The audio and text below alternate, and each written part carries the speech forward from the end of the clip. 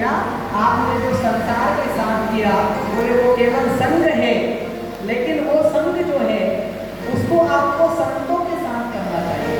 यानी जो संसार के साथ किया जाता है बोले वो केवल संग है, लेकिन जो संतों के साथ किया जाता है बोले वो सत्संग में बदल जाता है। प्रेम से कह श्री राधे। आपको भैया सत्संग करना चाहिए, संतों का संग करना चाहिए। जब संतों को कहा तो देवहूति जी बोली कि बेटा क्या संतों की कोई अलग दुनिया होती है क्या? संत कैसे होते हैं, संत के बारे में बता।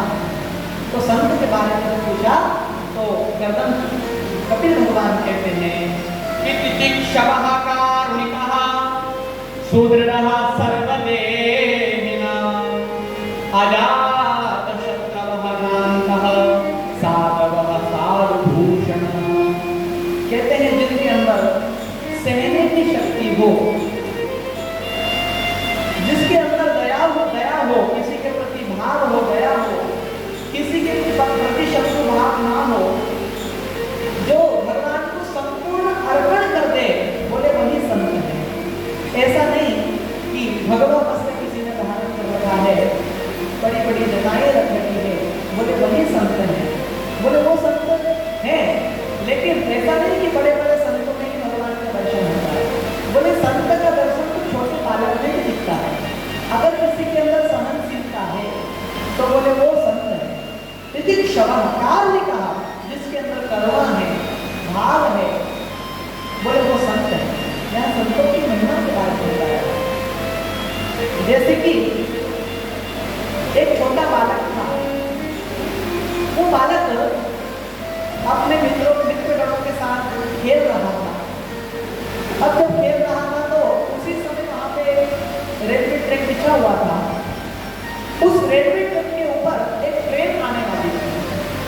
अब आगे उस रेलवे ट्रैक के आगे पुल में आग लगी हुई थी।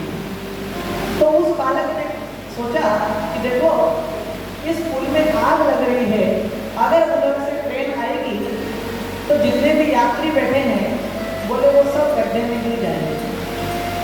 सब मुसाफिर कहाँ जा रहे हैं बोले सब गड्ढे में गिर जाएंगे।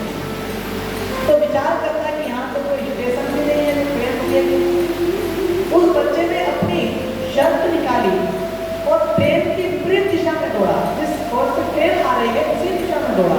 विचार करता है कि अगर मेरे प्राण चले जाए तो चले जाए, अरे ये ट्रेन ड्राइवर रोक देगा, जिससे सभी जितने भी मुसाफिर ट्रेन में बैठे होंगे बोले सबकी जान बच जाएगी। ऐसा विचार करके वो शर्ट तार करके विपरीत दिशा में दौड़ा। जैसे ही वो दौड़ा तो कहते हैं ड्राइवर हार्न बजाने लगे। अब वहाँ स्टेशन तो है नहीं, रुकने वाली है।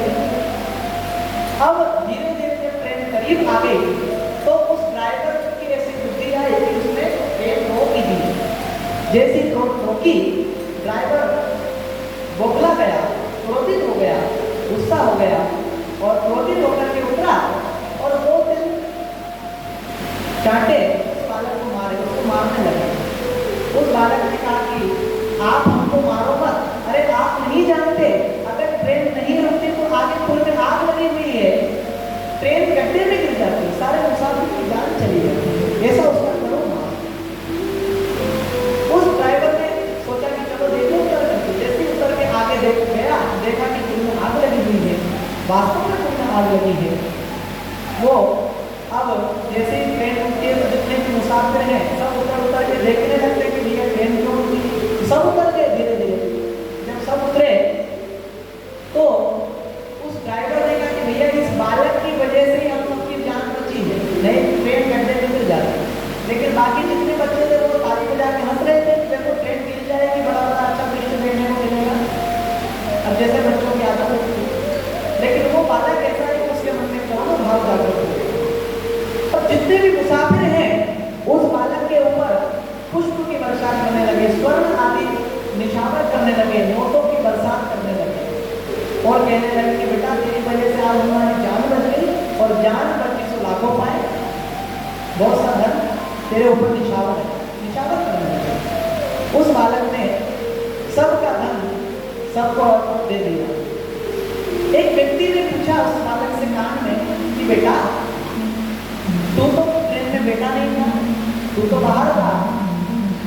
अब ये ट्रेन अगर अंदर गड्ढे में गिर जाती और अगर तू नहीं रोकता तो तुझे मिल क्या रहा? तुझे ट्रेन रोकने से क्या मिला?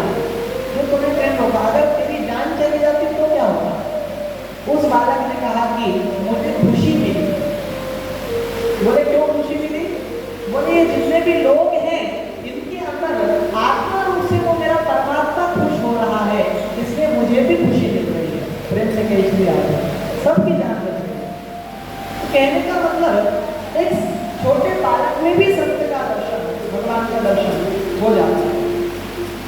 आगे फिर भगवान की भक्ति के बारे में भी वर्णन किया है कि भगवान कहते हैं कि भैया मेरी 3 प्रकार की भक्ति होती है।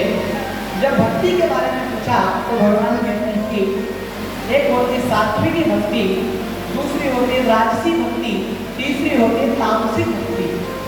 जैसे सुना तो देवभूति जी बोले कि भैया बेटा तेरी भक्ति कितनी है अच्छी है, तेरा नाम भी कितना अच्छा है। अरे बेटा बुढ़ापे में तो व्यक्ति के पास कोई काम नहीं होता और बुढ़ापे में तो तेरा खूब भजन करता होगा।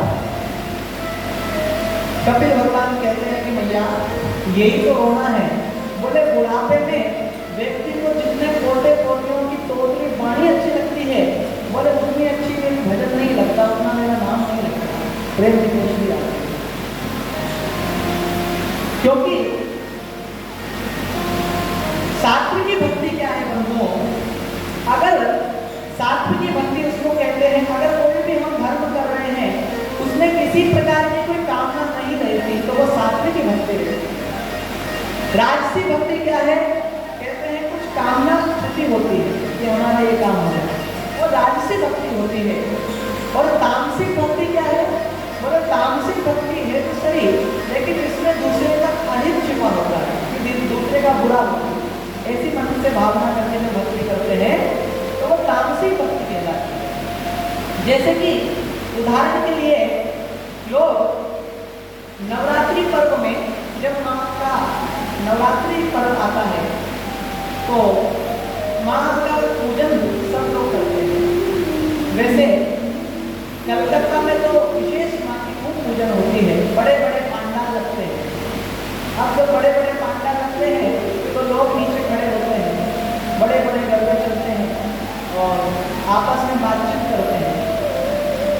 एक कहता है कि देख फलाने सेठ ने कितना धन लगाया, कितना पैसा लगाया, कितना सुंदर पांडाल सजाया। अरे इतना अच्छा पांडाल तो पूरे कलकत्ता में देखने को नहीं मिलता। ऐसे दोनों बात करते हैं। तो दूसरा कहता है कि देख आन दे अगले नवरात्रि को देखना मैं अपने यहाँ इतना बड़ा पांडाल सजाऊंगा कि इसको और इसकी पत्नी को डाउन कर दूंगा। प्रेम से कहीं भी आओ, यानी इसको नीचा दिखाने के लिए भक्ति तो है लेकिन किसी का अहित छिपा है, नीचा दिखाने के लिए। लेकिन भैया भक्ति तो करना, चाहे तामसिक भक्ति करो, तामसिक भक्ति एक दिन राजसी में बदल जाएगी और राजसी भक्ति एक दिन सात्विक भक्ति में बदल जाएगी, लेकिन भक्ति तो करना। प्रेम से कहीं आ फिर आगे देवभूति जी ने कहा कि बेटा ये तेरा जो ध्यान है ये कितना सुंदर है, थोड़ा ध्यान के बारे में बता। तो भगवान कहते हैं यम नियम प्राणायाम प्रत्याहार धारणा ध्यान समाधि विस्तार से अष्टांग योग का वर्णन भगवान भागवत में करते हैं और सुंदर ध्यान के बारे में भगवान बताते हैं। और फिर माँ ने पूछा कि बेटा ये जीव जो है संसार में आता कैसे? तो यहाँ पे जीव की गर्भ अवस्था के बारे में वर्णन किया गया। यानी भागवत में तो कई वर्षों पहले ही बता दिया कि जीव की गर्भावस्था कैसी होती है। कहते हैं कर्मणा देवनेत्रेण जंतोर्देहो पपत्तये स्त्रियः प्रविष्टोदरं पुंसुरेता कणाश्रयः। कहते हैं भगवान कहते हैं कि माँ जब आकाश से बरसात होती है तो जल के संसर्ग में आने से ये जीवाणु इस धरती पे आ जाते हैं और धरती में आकर के जीवाणु अन्न में मिल जाते हैं। अन्न में जब मिल जाते हैं तो स्त्री पुरुष इस अन्न का जब भक्षण करते हैं तो कहते हैं एक रात्रि में पुरुष के द्वारा ये जीव स्त्री के गर्भ में चला जाता है। 5 रात्रि में ये जीव का बुदबुदा आकार होता है और 10 दिन के बाद ये पैर के आकार का हो जाता है। 15 रात्रि बीत जाने पर ये एक छोटा गोल अंडा बन जाता है। 1 महीने के बाद ये बालक का सिर बाहर निकलता है। दूसरे महीने में इसके हाथ पैर आदि का निर्माण होता है। तीसरे महीने में लड़का है कि लड़की ये भी फैसला हो जाता है और चौथे महीने में 7 धातुएं शरीर से लिपट जाती है। 5वें महीने में भूख प्यास इस जीव को लगती है और 6ठे महीने में जरायु शरीर से लिपट जाती है। 7वें महीने में इस जीव को बुद्धि मिलती है और बुद्धि जब मिलती है तो भगवान का भजन करता है जीव गर्भ में, क्योंकि कहते हैं कि गर्भवास समुद्रम न भूतो न भविष्यति। भैया गर्भ में इस जीव को इतना दुख होता है कि इतना दुख तो नरक में भी नहीं है। इतना दुख इस जीव को गर्भ में होता है। जब बुद्धि मिलती है 7वें महीने में तो भगवान का स्मरण करता है और भगवान से कहता है कि हे भगवान, आप मुझे इस नरक से गर्भ से बाहर कर दो, मैं आपका भजन करूँ। क्या कहता है कि हे भगवान, आप मुझे गर्भ से बाहर कर दो, मैं आपका भजन करूंगा। भगवान कहते हैं कि अच्छा कितने समय भजन करेगा? वो जीव कहता है कि भगवान, मैं आपका 26 घंटे भजन करूंगा। प्रेम से बोल के आओ। भगवान कहते हैं हाँ भी झूठ बोलता है। अरे 26 घंटे होते क्या, 6 घंटे 24 घंटे होते। बोले यहाँ भी झूठ। जीव कहता है कि भगवान, मैं श्वास श्वास में आपका भजन करूंगा, क्योंकि एक व्यक्ति लगभग 24 घंटे में 21,600 बार श्वास लेता है, श्वास प्रश्वास करता है। तो कहते हैं कि हर समय आपका मैं भजन करूंगा। तो कहते हैं भगवान सोचते हैं कि एक भक्त का जन्म धरती पर हो जाएगा तो सुषुम्ना नाड़ी हमारे शरीर में होती है। सुषुम्ना नाड़ी का संपर्क टूटता है, प्रसूति वायु वेग के द्वारा जीव का जन्म इस संसार में हो जाता है। प्रेम से कही श्री राधे। जैसे जब जन्म होता है कहते जब तुम आए जगत में सब हंसे तुम रोए और ऐसी करनी कर चलो कि पाछे हंसी ना हुई। जब तुम्हारा जन्म हुआ था तो बोले सब लोगों को खुशी मिली थी, लेकिन बोले तुम रोए थे। कहते हैं कि जीव को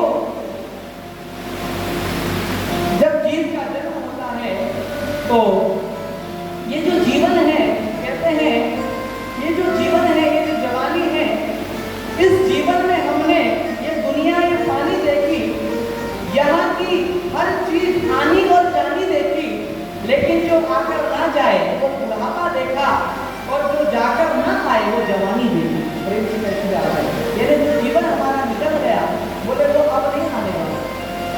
यानी जैसे अभी जो हमारे जीवन का जो समय है वो जो निकल गया, यानी आज की तारीख, यानी आज 19 जुलाई 2023 जो है वो अब जो आया है, अब आगे अपने जीवन में कभी नहीं आएगा, वो समय निकल गया। क्योंकि संसार का अर्थ यही है कि जो सड़क रहा है, हर क्षण सड़क रहा है, बोले उसी को संसार कहा जाता है। कहते हैं इस प्रकार कपिल भगवान अपनी माँ देवहूति को दिव्य ज्ञान प्रदान करके पधारे हैं और माँ को वन में नहीं भेजा और ज्ञान देकर के भगवान सीधे कहाँ पधारे हैं? गंगा सागर पधारे हैं। आप जाए गंगा सागर तो वहाँ कपिल मुनि का आश्रम है और कपिल मुनि का आश्रम कहीं मंदिर बना हुआ है, तो गंगा सागर वहाँ कपिल मुनि का आश्रम है, वहाँ पधारे हैं। और आगे ये जो देवहूति जी जो हैं, इनको मुक्ति का मार्ग जो बताया, तो भगवान के चरणों में ध्यान लगा करके इन्होंने अपने शरीर को भगवान के श्री अंग में विलीन कर दिया था राजन देवहूति जी ने, और उनका जो शरीर है बोले वो जल बन गया था, वो सिद्धपुर में सिद्धा नाम की नदी के रूप में वर्णित हो गया।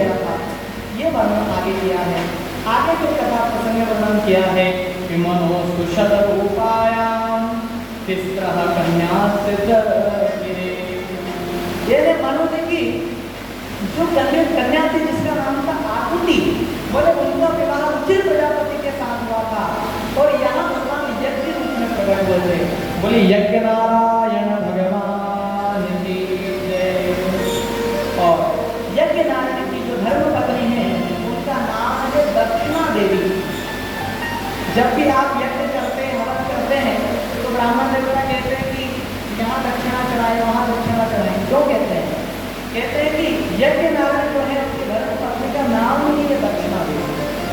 अगर दक्षिणा नहीं चढ़ाते तो यज्ञ पूर्ण कैसे? तो यहाँ इनका जन्म होता है।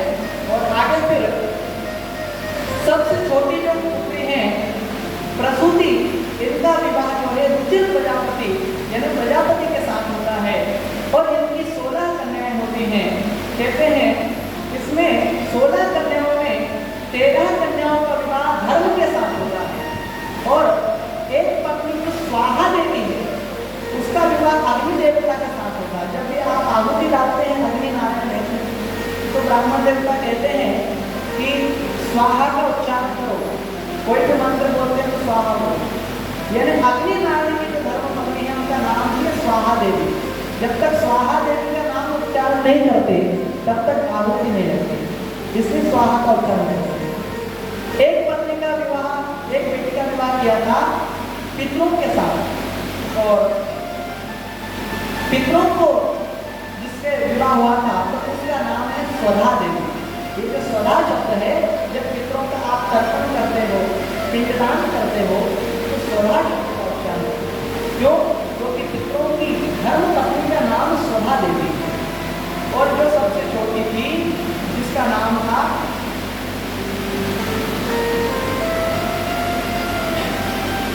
प्रेम से श्री राधा, अग्नि नारायण के साथ इनका विवाह हुआ था। और जो प्रसूति है उनका विवाह रुचिर प्रजापति के साथ हुआ। यहाँ फिर दक्ष के शिव प्रसंग का भी यहाँ पे वर्णन किया है। और इनके यहाँ भगवान धर्म रूप में भी अवतीर्ण हुए थे। नर नारायण के रूप में भगवान का जन्म हुआ था। और यहाँ पे शिव और दक्ष का वेद प्रसंग भी वर्णन किया है कि किस प्रकार शिव और दक्ष का वेद था। ब्रह्म सभा में कहते हैं भगवान शिव ब्रह्म सभा में बैठे हुए थे। ये प्रजापति दक्ष जो है ये सबसे अंतिम में आते थे। ये सबसे अंतिम में चलेंगे तो लोग हमारा सम्मान करेंगे खड़े होकर, तो सबसे अंतिम में पहुंचे। जब अंतिम में ब्रह्म सभा में गए तो जितने भी देवता हैं वो सब उनके खड़े हो गए। ब्रह्मा आदि देवता नहीं उठे, विष्णु जी भी नहीं उठे, भोले बाबा भी नहीं उठे, आसन पर बैठे थे। जब आसन पर बैठे थे नहीं उठे तो जैसे दक्ष पहुंचे तो ब्रह्मा जी की ओर दृष्टि गई। तो सोचा कि चलो ब्रह्मा जी तो हमारे पिता हैं, कोई बात नहीं उठे। विष्णु जी के ऊपर नजर गई तो सोचा कि ये भगवान विष्णु भी नहीं उठे हमारे सम्मान में, कोई बात नहीं, ये तो हमारे दादाजी लगते हैं। अब भगवान भोले बाबा के ऊपर नजर गई तो दक्ष ने सोचा कि ये तो हमारे दामाद लगते हैं, बोले ये क्यों नहीं उठे, इनको तो हमारे सम्मान में उठना चाहिए। ऐसा विचार करके क्रोधित हो गए और भगवान भोले बाबा को अपशब्द कहने लगे अयम तु देव यजना इंद्रो पिंद्रातिर्भवः समभागं नरवता देवो देवता गणा नमः। भगवान कहने लगे कि बागन में लपेटे रहते हैं, सर्पों की माला धारण करते हैं, बंदर के जैसे उनके नेत्र हैं। इस प्रकार अनेक प्रकार के अपशब्द गालियां देते हैं। देवो धमः यानी इंद्र आदि देवताओं से भी जो देव अधम है ऐसा कहने लगे। क्या लिखा है? देवता गणा धमः यानी जो देवताओं के समूह में अधम है ऐसा करने लगे। जब भोले बाबा को इस प्रकार गालियां देने लगे, भोले बाबा चुपचाप किसी से कुछ नहीं बोले, उठे और सीधे कैलाश आकर के बैठे। अब जब कैलाश आकर के बैठे तो कहते हैं सती जी का प्रसंग भी वर्णन करते हैं कि सती जी को ये जब बात मालूम चली तो सती जी तुरंत यज्ञशाला में गई और देखा कि जितने भी देवी देवता हैं भोले बाबा को नीचा दिखाने के लिए राजा दक्ष ने यज्ञ किया हरिद्वार में कर्तव्य क्षेत्र में। अब जब यज्ञ किया तो सभी देवी देवता पूर्ण हो करके कैलाश पर्वत से जाने लगे। जब कैलाश पर्वत से सब जाने लगे तो सती जी ने यह दृश्य देखा कि सब लोग करके कैलाश से जा रहे हैं। सती जी ने भोले बाबा से कहा कि हे महादेव, मेरी भी इच्छा है कि मैं भी हमारे पिता के घर जाऊं। तो भोले बाबा ने कहा कि देवी, आप नहीं जानते कि ब्रह्म सभा हम सब अपमान, यानी ब्रह्म सभा में आपके पिताजी ऐसा विचार करते हैं कि हमने उनका अपमान कर दिया है, लेकिन हमने उनका अपमान नहीं किया, लेकिन उनको ऐसा लगता है कि हमने उनका अपमान कर दिया। सती जी ने कहा कि महाराज, सबको निमंत्रण दिया, आपको नहीं बुलाया। भोले बाबा ने कहा कि हमको नहीं बुलाया, हमको निमंत्रण नहीं दिया। सती जी ने कहा कि प्रभु, मेरी इच्छा है, मेरे पिता के लिए तो हो रहा है, मैं जाऊं, आप कहो। भोले बाबा ने पहले तो मना किया। भोले बाबा कहते हैं, जो बिनु बोले जाऊं भवानी, रहे हसीन स्नेह लगानी। कहते हैं कि अगर बिना बोले अगर जाओगे तो वहां इसमें नहीं मिलेगा, प्रेम नहीं मिलेगा। और यद्यपि विरोध मान कर कोई कहाँ गए कल्याण न हो। बोले अगर कोई आपसे विरोध मानता है तो उस स्थान पर आप अगर जाओगे तो वहां कल्याण होने वाला नहीं है। प्रेम से करेगा। जब मना किया लेकिन सती जी नहीं मानी। सती जी ने कहा कि हमारे पिताजी के यहाँ यज्ञ है, हमारी इच्छा है जाने की। तो दिए मुख्यगण को साथ में कर दिया और विदा कर दिया सती जी को। जैसे सती जी पहुंची अपने भवन पर, अपने स्थान पर, तो कहते हैं भगिनी मिली बहुत मुस्कुराता। उनकी जो बहन है बोले दूर से मुस्कुराते मिली और माता बड़े प्रेम से मिली। लेकिन जब अपने पिता के पास गई तो पिता ने मुख मोड़ लिया। पिताजी के ने सोचा कि इसको तो मैंने बुलाया नहीं, ये कैसे आ गई, ऐसा विचार करके मुख मोड़ लिया और अपनी यज्ञशाला में चले गए। जब सती जी भागते भागते अपने पिताजी के पीछे गई तो यज्ञशाला में पहुंच गई। जब यज्ञशाला में देखा कि वहां पे सभी देवी देवताओं का स्थान है, वहां भगवान जी का स्थान बना हुआ है, भगवान नारायण का स्थान है, इंद्र का स्थान है, कुबेर का स्थान है, अग्नि का स्थान है, वरुण का स्थान है, सबका स्थान है। लेकिन वहां कहीं भी उन्होंने भगवान भोले बाबा का स्थान नहीं देखा। जब कहीं भोले बाबा का स्थान नहीं देखा तो सती जी अपना अपमान तो सहन कर गई, लेकिन अपने पति का अपमान सहन न कर सकी। क्योंकि माताएं बहनें चाहे अपना अपमान सहन कर जाए लेकिन अपने पति का अपमान सहन नहीं कर सकती। जब देखा कि वहां पे सबकी आहुति दी जा रही है, इंद्राय स्वाहा, वरुणाय स्वाहा, लेकिन भगवान भोले बाबा की आहुति नहीं दी जा रही है, तो सती जी क्रोधित होकर के कहते हैं, सुनहु सभासद सकल मुनिंदा, सुनहु सभासद सकल मुनिंदा, कही सुनी जिन शंकर निंदा, कही सुनी जिन सुनहु सभासद सकल मुनिंदा, सुनहु सभासद मुनिंदा, कही सुनी जिन शंकर निंदा, ओ कही सुनी जिन शंकर निंदा।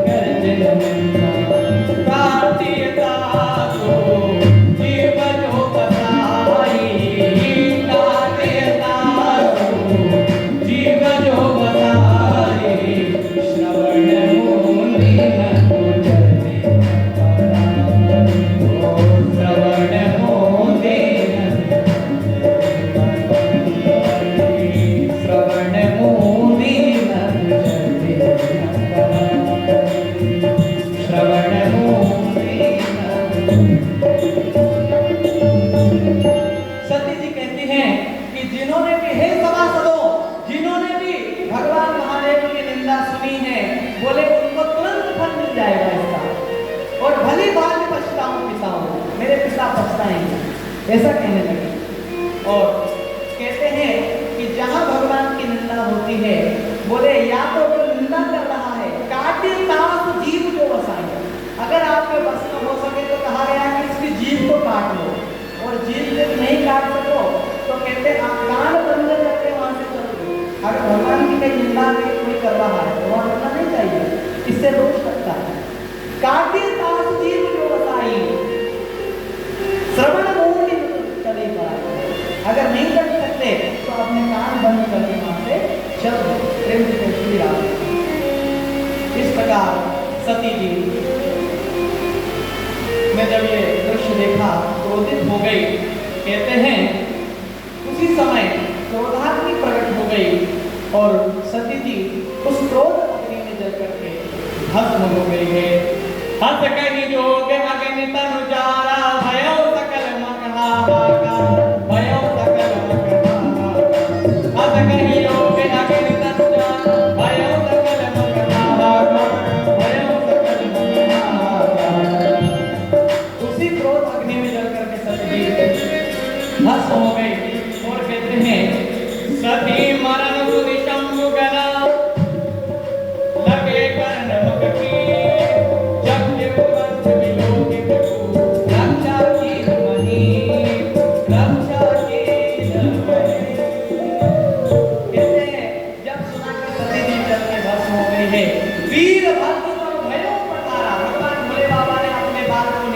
चट्टान पर फेंक दिया और वीरभद्र उत्पन्न हो गए। ये वीरभद्र सीधे यज्ञशाला में पहुंच गए और कहते हैं आहुति दी जा रही थी। ओम इंद्राय स्वाहा, कुबेराय स्वाहा, वरुणाय स्वाहा। राजा दक्ष का मस्तक धड़ से अलग कर दिया। ओम नमः शिवाय की आहुति को अग्नि में डाल दिया, सारा यज्ञ को विध्वंस कर दिया। सारा यज्ञ जब विध्वंस हो गया तो कहते हैं भोले बाबा को जब मालूम चली कि सती जी जल में भस्म हो गई है, सीधे यज्ञ मंडप में आए हैं और सती के उस शरीर को उठाया है भगवान महादेव ने और सारे ब्रह्मांड की परिक्रमा भगवान महादेव करने लगे। भगवान विष्णु ने सोचा कि कहीं भगवान को इस शरीर से प्रेम ना हो जाए, ये इसको छोड़े नहीं। कभी कभी ऐसा रहता है किसी की मृत्यु होती है तो माताएं बहनें निपट करके रोती हैं, तो घर के जो सयाने लोग हैं वो उनको समझाते हैं कि भैया आत्मा शरीर से निकल रही है, ये शरीर पड़ा है, अब अगर इसको ज़्यादा दिन तक रखोगे तो इसमें दुर्गंध आने लग जाएगी, ये शरीर किसी काम का नहीं। ऐसा जब कहते हैं तब जाकर के कहते हैं नहीं होता। भगवान नारायण ने सोचा कि भगवान महादेव शरीर को लेकर के घूम रहे हैं, कब तक घूमेंगे, तो सुदर्शन चक्र के द्वारा भगवान नारायण ने सती जी के अंग है, प्रत्यंग है, उनको खंड विखंडित कर दिया और जहां जहां ये खंड भगवान भगवती सती के गिरे हैं वहां शक्तिपीठ उत्पन्न हो गए, वहां शक्तिपीठ बन गए। लगभग कहते हैं कि 51 शक्तिपीठ का निर्माण होता है। इस प्रकार वापस ब्रह्मा जी भगवान से प्रार्थना करने की हे नारायण ये यज्ञ पूर्ण करा। भगवान सब भोले बाबा के शरण में जाते हैं और भगवान से प्रार्थना करते हैं कि हे भगवान आप इस यज्ञ को पूर्ण करें। तो भगवान महादेव त्रिशूल सेवक को आज्ञा देते हैं। उत्तर दिशा में त्रिशूल सेवक जाता है, एक बकरे के सर को लेकर के आता है और वो बकरे का सर जो है वो मृत संजीवनी विद्या के द्वारा भगवान महादेव उसको अंदर लगा देते हैं और पुनर्जीवित कर देते हैं। प्रेम से श्री राम। यह दुनिया में सबसे पहला ऑपरेशन भगवान भोले बाबा ने किया, दक्ष को बकरे का सर लगा दिया।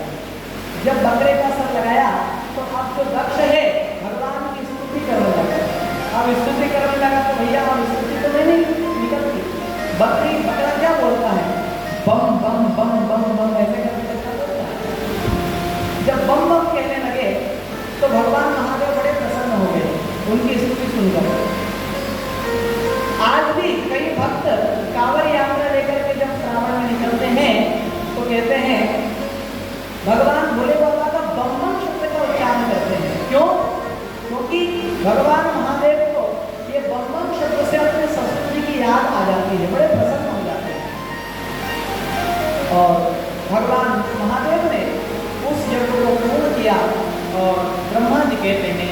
अहम ब्रह्मा च सर्वस्य जगतः कारणं परम्। कहते हैं कि ब्रह्मा जी कहते हैं कि हे राजा दक्ष, आप अपने मन में ये भाव मत लाना कि ब्रह्मा विष्णु में कोई अंतर है।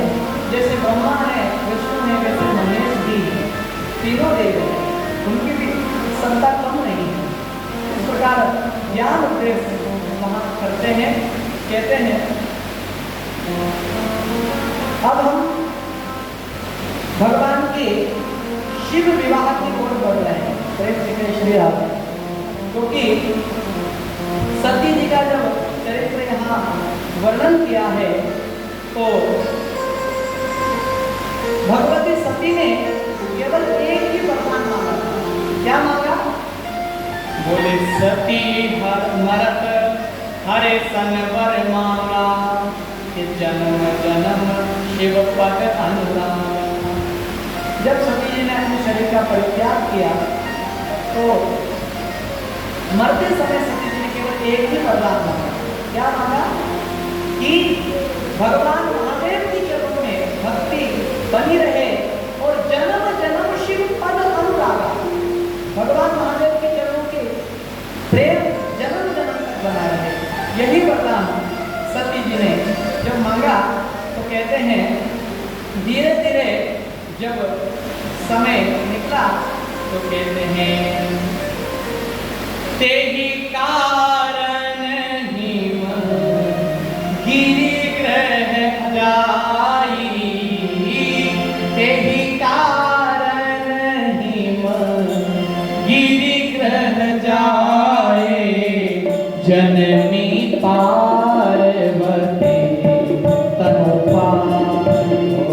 जननी पार्वती तनु पाए।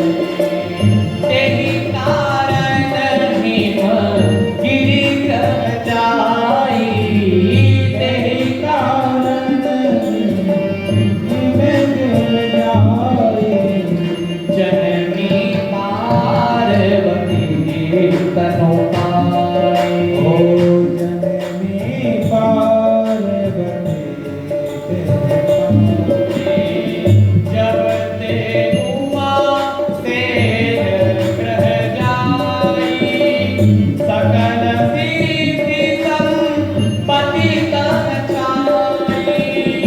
जब ते उमा से ग्रह जाई सकल सिद्धि संपत्ति तन छाई। तेहि कारण ही मनि ग्रह जाय जननी पार्वती तन पाए। जननी पार्वती तन पाए। तेहि कारण ही गिरि ग्रह जाय जननी पार्वती तन पाए। जननी पार्वती कहते हैं उसी कारण से पार्वती जी ने अपने को शरीर का परित्याग कर दिया। जब उस शरीर का परित्याग कर दिया तो हिमगिरी यानी राजा हिमाचल के यहाँ पार्वती के रूप में सती जी का जन्म हुआ। अब जैसे जब जन्म हुआ तो कहते हैं यहाँ पे सकल सिद्धि संपत्ति तह छाई। बसंत ऋतु तह नवे को भाई। वहाँ बसंत ऋतु प्रकट हो गई है और बड़ी बड़ी खानों के अंदर से अनेक प्रकार के रत्न निकल रहे हैं और अनेक प्रकार की सामग्रियां निकल रही हैं। सुंदर सुंदर पुष्प खिल रहे हैं। समुद्र के अंदर भी एक तूफान सा लग रहा है। सुंदर सुंदर दीपक प्रज्वलित हो गए हैं। इस प्रकार सती जी का पार्वती जी ने जब जन्म लिया तो उसी समय कहते हैं जब पार्वती जी का जब जन्म हुआ तो जब सभी देवी देवताओं ने सुना तो उस समय नारद जी आए और नारद जी ने क्या किया? नारद समाचार जब पाए तो कहीं गिर से सिधाए। हिमालय राज के यहाँ पहुंचे नारद जी। जैसे नारद जी पहुंचे, जब पहुंचे तो सेज राज पर आसन की आदर किया। जैसे नारद जी उनके घर गए हिमालय राज के यहाँ, तो क्या किया? बोले नारी सहित मुनि पद सिरुनावा। हमारे यहाँ पे कोई अतिथि आते हैं तो यूपी बिहार में तो आज भी ऐसी परंपरा है, उत्तर प्रदेश में जिस तरह जाते हैं, अयोध्या जब निकल जाते हैं तो वहाँ तो आज भी ऐसी परंपरा है कि कोई भी अतिथि अगर किसी के घर जाते हैं तो सबसे पहले पैर धुलवाते हैं और पैर धुला करके फिर उनकी पूजन करते हैं, फिर उनको मिठाई खिलाते हैं। वहाँ मिठाई चलती है, मिठाई खिलाते हैं, गुड़ खिलाते हैं और पहले मुँह मीठा करवाते हैं, उसके बाद फिर जलपान करवाते हैं। यूपी में आज भी ऐसी परंपरा है। तो कहते हैं सेज राज पर आदर किया, बड़े आदर से नारद जी को सुंदर सिंहासन पर बिठाया और सुंदर सिंहासन पर बिठा करके सुंदर जब चरण प्रक्षालन किया, चरण हुए, जब चरण हुए तो वो जो जल है नारद जी का चरणों का, उस जल को अपने महल में सिंचा दिया, छीड़ दिया। कहते हैं नारी सहित मुनि पद सिरुनावा, चरण सलिल सब भवन सिंचावा। सारे भवन को सींच दिया उस जल से और अपने सौभाग्य की महिमा वर्णन करने लगे कि हमारे समान बड़भागी कोई नहीं है जो हमारे यहाँ पुत्री का जन्म हुआ है। बड़े प्रसन्न हो गए हिमालय राज्य, जब बड़े प्रसन्न हो गए नारद जी ने से कहा हिमालय राज ने कि एक काम करो नारद जी, आप हमारी बालिका के हाथ हस्त रेखा देख करके बताओ कि इसके गुण और अवगुण क्या है, इसको कैसा फल मिलेगा और इसका जीवन कैसा होगा। क्योंकि तो हमारे हाथ में ये रेखाएं होती है, तो किसी ज्योतिषी के पास हम जाते हैं तो आपकी जन्म पत्रिका देखते हैं और जन्म पत्रिका के बाद फिर कहते हैं कि हाथ में दिखाता है और हाथ में लिखा रहता है सर, वो देख करके बता देते हैं। तो कहने लगे नारद जी से हिमालय राज जी कि नारद जी आप हाथ देख करके हमारी पुत्री का बताओ कि इसको कैसा वर मिलेगा, इसका विवाह किसके साथ होगा। नारद जी ने कहा कि देखो आपकी जो पुत्री है बोले बड़ी सौभाग्यशाली है, लेकिन इसको जो वर मिलेगा वो कैसा मिलेगा। कहते जोगी जटिल काम मन नगन अमंगल वेश, अस स्वामी एहि कह मिलई पड़ी हस्त असरे। ऐसे इसके हाथ में लिखा है कि इसको जोगी जटिल अकाम नगन अमंगल वेश, ऐसा दूल्हा मिलेगा। जो सुना हिमालय जी को घबरा गए, विचार करने लगे कि हमारी इतनी सुंदर पुत्री है, बोले इसका विवाह ऐसे ऐसा वर मिलेगा, ऐसा चिंतन करने लगे। नारद जी कहते हैं कि आप चिंता मत करो, क्योंकि ऐसा वर भी है दुनिया में। बोले कौन है? क्या कहते हैं? महादेव है। बोले बाबा है, क्योंकि अगर कोई बड़ा व्यक्ति होता है, अगर वो छोटी मोटी गलती कर देता है तो उसके जो दोष है वो गुण में बदल जाते हैं। जैसे गंगा जी में आप स्नान करने जाते हो तो जैसे आप अगर गंगा जी की झाड़ी घर पे लेकर के आप आते हो तो अगर उस गंगा जल को तेल लग जाए तो आप प्रणाम करते हो, भैया पैर लग गया गंगा जी। लेकिन भैया गंगा जी के अंदर जब आप जाते हो तो सबसे पहले पैर ही रखते हो स्नान करने के लिए। स्नान करने जब जाते हो तो सबसे पहले पैर रखते हो गंगा जी, उसके बाद स्नान करते हो। गंगा जी में अनेक प्रकार की नदियां भी मिलती हैं, अनेक प्रकार की ऐसी चीजें भी मिलती हैं। कहते हैं कई लोग तो अस्थि विसर्जन भी गंगा जी में करते हैं, लेकिन भैया फिर भी गंगा जल पवित्र ही होता है, प्रेम के इसलिए, क्योंकि गंगा जल जो है कभी अपवित्र नहीं होता। नारद जी ने कहा कि आपकी बालिका के हाथ में ये रेखा है, ऐसा वर तो मिलेगा, लेकिन आपको क्या करना पड़ेगा। बोले एक काम करो, बोले जो तप करें तुम्हारी भावै में सकें त्रिपुरारी। यदि भगवान महादेव ऐसे देवता हैं जो अपने गलत लिखे को भी सही कर दे, क्योंकि भगवान महादेव की ऐसी महिमा। अब जब तक भी पर अनेक जग माही यही कहन शिव तनि भूषण। वैसे तो वर बहुत सारे जग में, लेकिन मेरा विश्वास है कि शंकर जी जैसा वर इसके लायक नहीं। सबसे बढ़िया वर शंकर जी हैं। ऐसा कह करके नारद जी वहां से चल देते हैं और कहीं असर ब्रह्म भवन सुन गए हूँ। ब्रह्म भवन में अपने नारद जी चले गए। धीरे धीरे जब समय व्यतीत हुआ तो कहते हैं पार्वती जी को मालूम चला कि उनके हाथ में ऐसी रेखा है कि ऐसा वर मिलेगा उनको।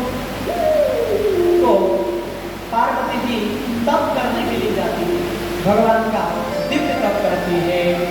तप बल रते प्रपंच विधाता, तप बल विष्णु सकल जगताता, तप आधार सब सृष्टि भवानी, करे जात तनु अस जिय जानी। यानी अगर आपकी पुत्री तप करेगी तो निश्चित रूप से भगवान शिव का वर्णन करेगी। जब कहा तो पार्वती जी तप करने के लिए गई है और कहते हैं तब पार्वती जी ने कैसा किया, बड़ा कठोर तप पार्वती जी ने किया। यहाँ कहते हैं ओरे धरि उमा प्राणपति चरना, ओरे धरि उमा प्राणपति चरना, जाई विपिन लागे तपो करना, जाई विपिन लागे तपो करना। संपत सहस्र मूल फल खाए, संपत सहस्र मूल फल खाए, साधु खाए तप बल सब खाए, साधु खाए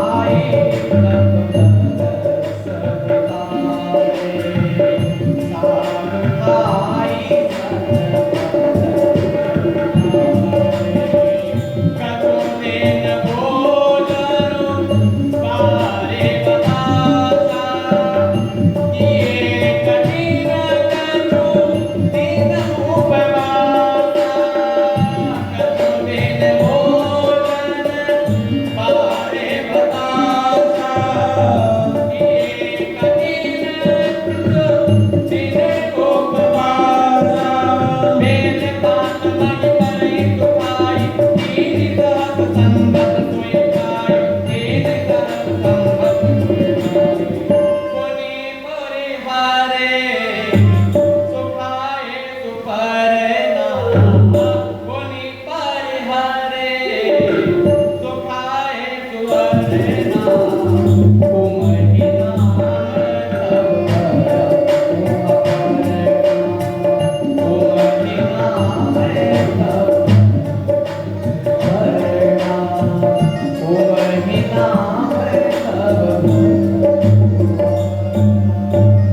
कहते हैं पूर्णधरि चंद्र मौलि वृष केतु। भगवान महादेव का स्मरण करते हैं और पर्वत शिखर पर चले जाते हैं पार्वती जी, और भगवान महादेव का हृदय में स्मरण करती हैं और घोर तप करती हैं। कहते हैं संवत सहस्र मूल फल खाए, 10,000 वर्षों तक कंदमूल फल सभी पार्वती जी ने खाए और साग खाई सत वर्ष गवाए। अनेक प्रकार की सब्जियां साग आदि खाई और 100 वर्ष निकाली। अब कछु दिन भोजन बारी बतासा, कुछ दिन तो भोजन किया, कुछ दिन बतासा आदि किया, किसी दिन तो बारी यानी जल पिया, बारी का अर्थ जल पिया, और किसी दिन वायु पी करके रह गई। और कहते हैं किसी दिन तो ऐसा घनघोर तप किया कि पेड़ से पत्ते बेलपत्र के नीचे गिर जाते थे, तो सती जी को सूखे हुए बेलपत्र को उठा करके खा लेती थी। इसलिए भगवती का नाम हुआ था अपर्णा। पर्ण का अर्थ होता है पत्र आदि। अब वो बेल पत्ते आदि भी खाने से भगवती पार्वती ने छोड़ दिए तो उनका नाम पड़ गया अपर्णा। अपर्णा नहीं पकड़ना चपाट का पाठ ला दुर्गा सप्तशती जी ने आचार्य गणेश उसका पाठ कर। तो अपर्णा नाम भगवती का पड़ गया। और कहते हैं घोर तप किया, देख उमय तब कीन शरीरा, शरीर जर्जर हो गया सती का, ब्रह्म गिरा भय गगन गंभीरा। आकाशवाणी हुई कि हे सती, भयो मनोरथ सुफल सभा, सुनु गिरिराज कुमारी, हरिहर प्रसह कलेश सभा, अब मिलहि त्रिपुरारी। हे सती, आप ये तप को बंद कर दो, आपको निश्चित रूप से भगवान की प्राप्ति हो जाएगी। अब उमा चरित सुंदर कर जाए। जब कहते हैं कि इधर आकाशवाणी हुई, लेकिन इधर भगवान महादेव, इधर क्या हो रहा है? कहते हैं भगवान महादेव समाधि में लगे बैठे हुए हैं। अब भगवान महादेव को समाधि से कौन जगाए? प्रेम से कह श्री राम। अब क्योंकि एक तारकासुर नाम का एक असुर है, उसने भगवान से वरदान मांग लिया है कि मेरी मृत्यु अगर होगी तो भगवान के पुत्र से होगी, भोले बाबा के पुत्र से ही मेरी मृत्यु हो, ऐसा वरदान मांग लिया। अब सभी देवी देवताओं को बड़े परेशान करता है तारकासुर, विचार करता है कि आप कहाँ जाएं? तो इंद्र कामदेव को बुलाते हैं और कामदेव से कहते हैं कि जाओ भगवान महादेव की समाधि को भंग करो, उनको जगाओ। कामदेव जाते हैं, कहते हैं कामदेव पहले हैं एक पेड़ के पीछे से छुप करके बाण मारते हैं। जब बाण मारते हैं भगवान महादेव की समाधि खुलती है, उनके नेत्र से ज्योति निकलती है, ये कामदेव जल करके भस्म हो जाता है। प्रेम से कह श्री राम। कामदेव जब जल के भस्म हो जाते हैं तो इनकी जो पत्नी है जिसका नाम है रति, कामदेव की पत्नी, कहते हैं भगवान भोले बाबा के पास जाती है और कहती कि हे भगवान, आपने हमारे पति को जला दिया, अब हमको हमारे पति कब मिलेंगे? तो भोले बाबा कहते हैं कि आप चिंता मत करो। जब यदुवंश कृष्ण अवतारा, जब यदुवंश कृष्ण अवतारा, होय हरिहरण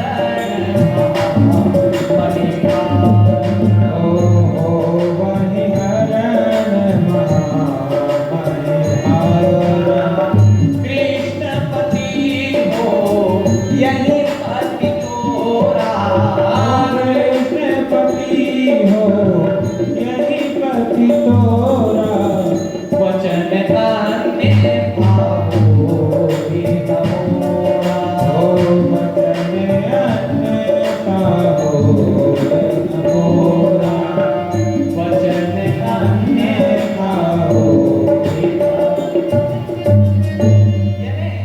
जब भगवान कृष्ण का अवतार होगा, जब ये वंश में भगवान का अवतार होगा तो कृष्ण तनय पति हो ही तोरा, यानी कृष्ण का पुत्र प्रद्युम्न के रूप में जन्म लेगा और वही तेरा पति होगा, ऐसा कहते।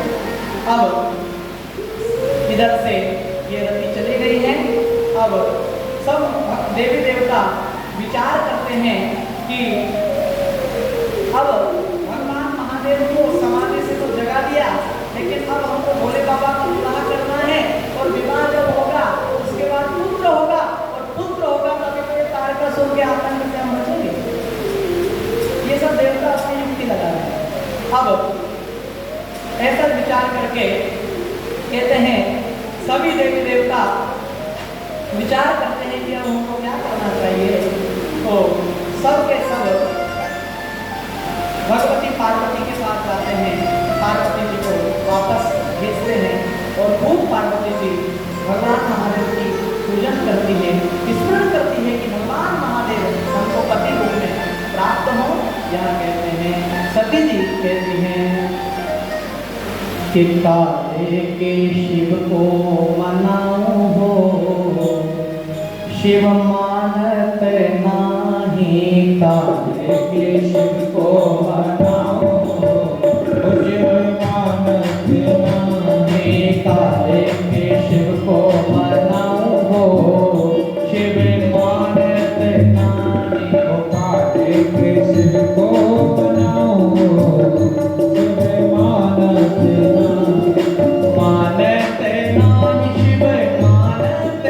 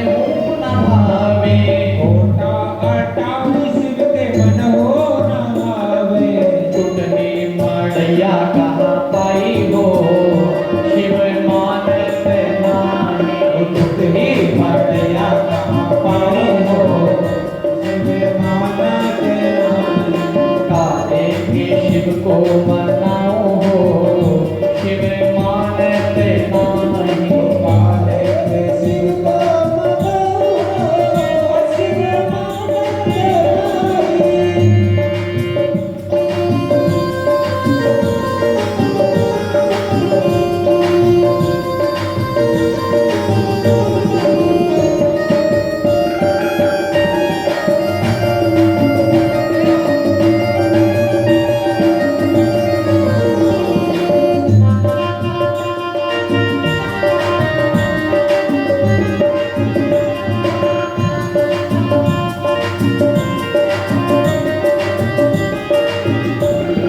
पूड़ी मिठाई शिव के मन हो ना भावे, थोड़े मिठाई शिव के मन हो न भावे। पूड़ी मिठाई शिव के मन हो ना भावे।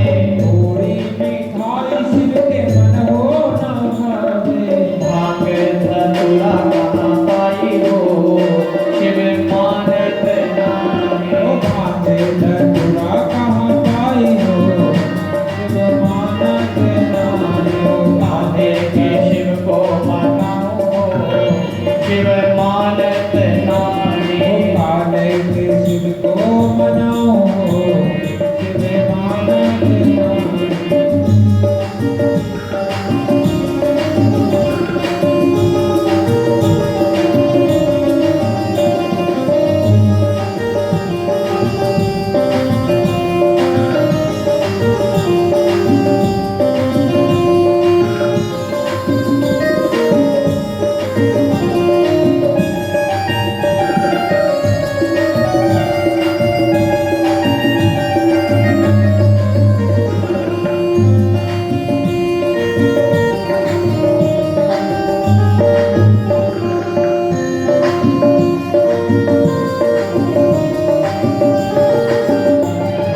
शाला दुशाला शिव के मन हो ना भावे। साला दो साला शिव के मन हो न भावे। देखिए आपके सामने भगवान महादेव बारात लेकर के आ रहे हैं। कहते हैं भगवान की बारात कैसी है, भगवान के साथ सभी नंदी भृंगी सिंगी सभी भूतगण प्रेतगण पिशाच डाकिनी शाकिनी मानिगण सभी भूतगण भगवान महादेव की शादी में पधारे हैं। अब भगवान महादेव पधार रहे हैं, आप स्वागत कीजिए और आनंद लीजिए। अपने अपने नेत्र रूपी कैमरे में भगवान की ये झांकी को कैप्चर कर लीजिएगा। शाला दुशाला शिव के मन हो ना भावे। साला दो साला शिव के मन हो न भावे।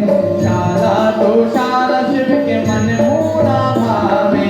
साला दो साला शिव के मन हो न भावे। मृगा की छाल कहाँ पाई हो, शिव मानत नाही। साले कहाँ पाई हो, शिव मानत नाही। कान्हे के शिव को मनाओ हो, शिव मानत नाही। काले के शिव को मनाओ हो, शिव मानत नाही। कान्हे के शिव को मनाओ हो, शिव मानत नाही। काले के शिव को मनाओ हो, शिव मानत नाही। मानत नाही। शिव मानत नाही, शिव मानत नाही, शिव मानत नाही। हरे हरे महादेव, हरे हरे महादेव। हर हर महादेव। छोटी सी कथा और बची हुई है। कहते हैं जितने भी गण हैं भगवान भोले बाबा का श्रृंगार करते हैं और कितना सुंदर श्रृंगार करते हैं। शिव ही शंभु गण करहि श्रृंगारा, शिव ही शंभु गण करहि श्रृंगारा। जटाओं मुंड महिमा सवारा, जटाओं मुंड कुंडल कंकण पहिरे डाला, कुंडल तन विभूति पटके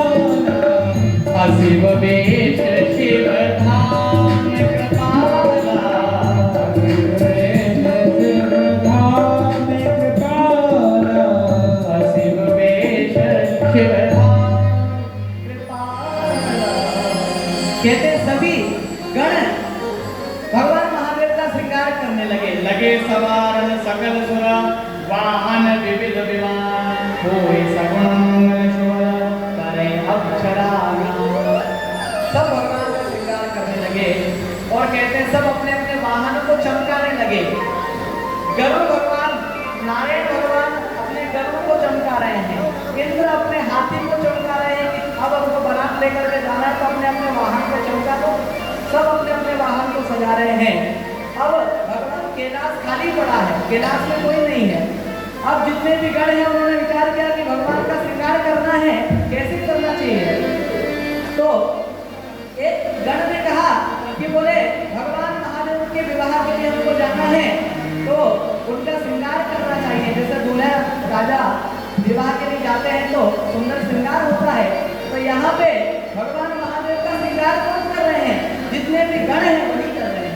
शिव ही शंभु गण करहि श्रृंगारा, जितने भी गण हैं वो भगवान महादेव का श्रृंगार कर रहे हैं।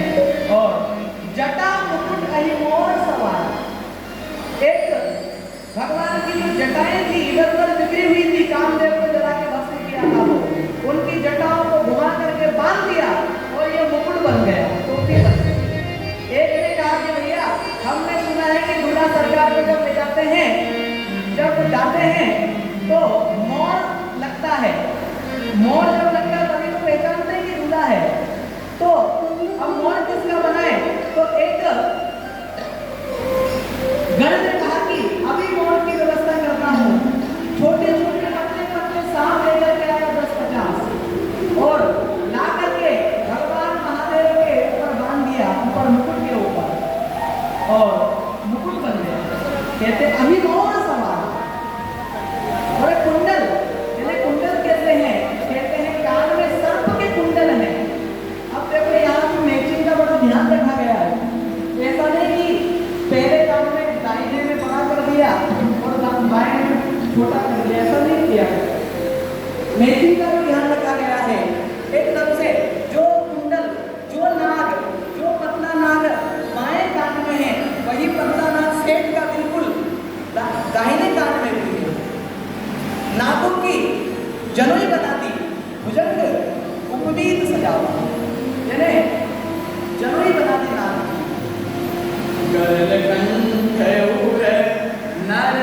नरसिरमाला।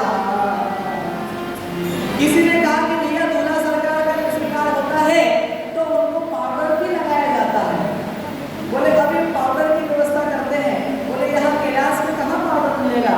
तो कहते हैं अभी अभी किसी ने एक मसान में मुर्दा फूटा होगा, गए मसान और वहां से ताजी ताजी भस्म लेकर के आए और भगवान महादेव को लगा दी।